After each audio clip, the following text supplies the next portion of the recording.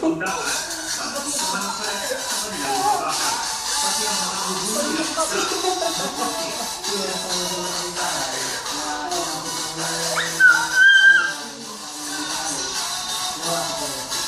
Isa sa nagpapalala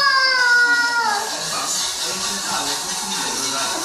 Nangyayari ito sa buong isla sa lubog sa dagat at sa mga direkta o niebe.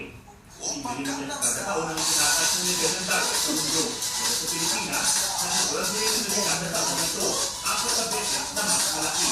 Ibig sabihin, kaya pinagkataon na nakakatakas ng 4 beses hindi siya makapampa. Ang malaki na epekto nito sa Pilipinas lalo na sa ay ang kapalitan ang malaki sa dalang pagbigan. Kung nawawalan daw ng kapalitan, mabawasan ng ating pinabalan ng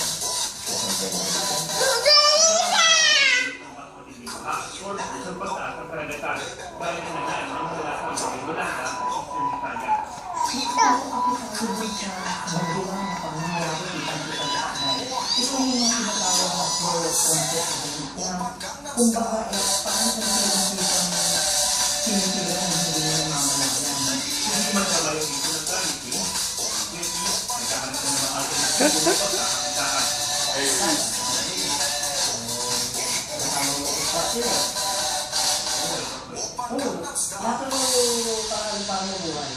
Ang mga tulad ni Mang Jesse ang nagpapaalala na isa ang